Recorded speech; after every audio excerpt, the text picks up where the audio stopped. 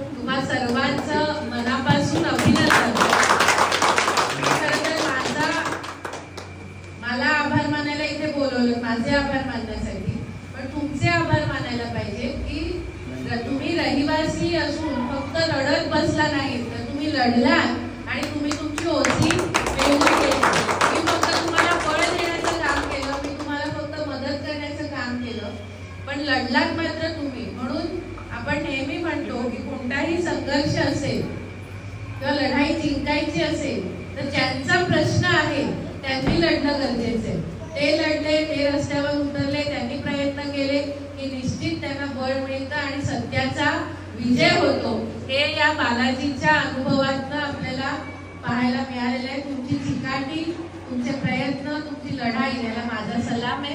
अशीच लढत राहा, रडायचं नाही, काय करायचं, लढायचं, आणि लढलं की नक्कीच विजय प्राप्त होतो। तो आपल्याला आज मिळालेला आहे।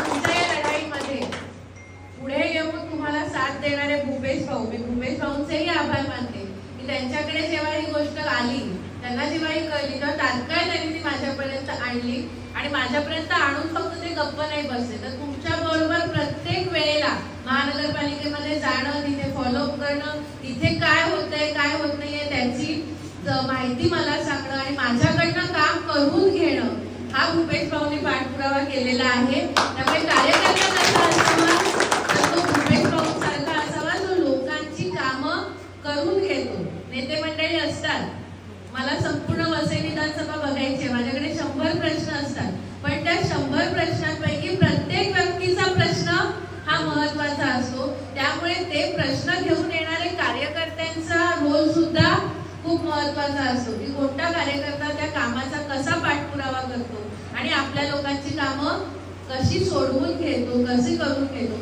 ह्याला खूप महत्व असतं। आणि भारतीय जनता पार्टीचा प्रत्येक कार्यकर्ता हा असाच आहे, लोकांची कामं करणारा आहे।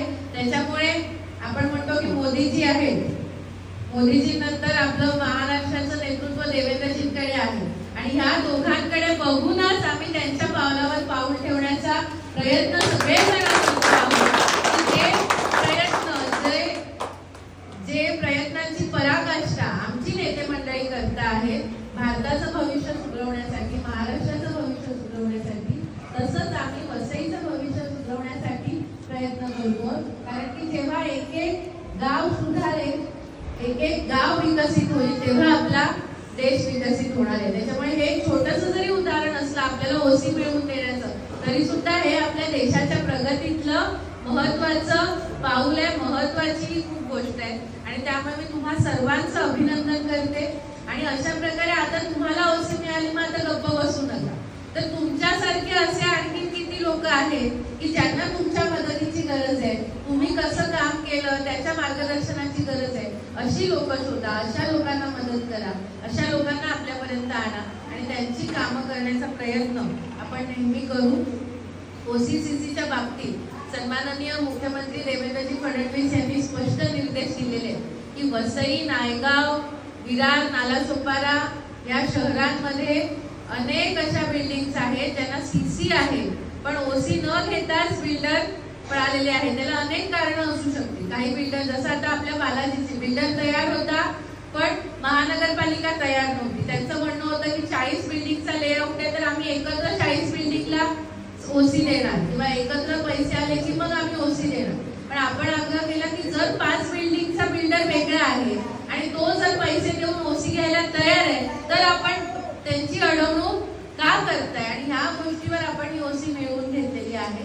तर अशा प्रकारे प्रत्येक बिल्डिंगची कहाणी वेगळी असेल, प्रत्येक बिल्डरची कहाणी वेगळी असेल, प्रत्येक रहिवाशांची कहाणी वेगळी असेल, ती गोष्ट त्या बिल्डिंगच्या हिशोबाने करून जर ओसी मिळत असेल तर ओसी द्यायला पाहिजे। अभय योजना लागू करा, हा निर्देश मुख्यमंत्र्यांनी त्यांच्या मीटिंगमध्ये दिलेला आहे आणि जास्तीत जास्त बिल्डिंगना ओसी द्या, जेणेकरून त्या बिल्डिंग्सना बाकीच्या सगळ्या सुविधा, पाणी मिळेल, आणखी सगळ्या सुविधा मिळतील, रस्ते मिळतील, बाकी सगळ्या घरपट्ट्या लागतील, अधिकृत घरपट्ट्या लागतील। तर ह्या प्रकारचे असं निर्देश मुख्यमंत्र्यांनी दिलेले आहेत आणि त्याची अंमलबजावणी महानगरपालिकेकडून करून घेणं आता आपलं काम आहे। कठीण आहे पण ते काम आपल्याला करायचं आहे. इच्छाशक्ती असेल तर कुठचंच काम अपूर्ण राहत नाही. ते काम आपण निश्चित पूर्ण करू. मला खात्री आहे की तुम्हा सर्वांची साथ मला निश्चित मिळेल. तुमच्या सर्वांचं प्रेम आशीर्वाद मला निश्चित मिळेल.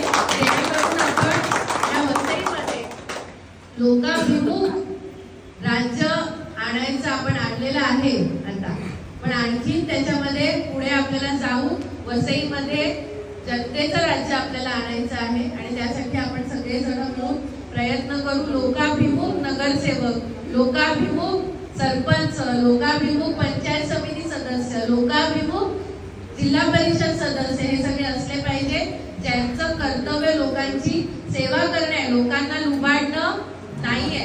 अशा जाणीवेने काम प्रेरित झालेले नगरसेवक आणि लोकप्रतिनिधी आपल्याला आणायचे आणि त्यासाठी तुम्ही सर्वजण आमच्या साथीला उभे राहाल अशी मी आशा व्यक्त करते.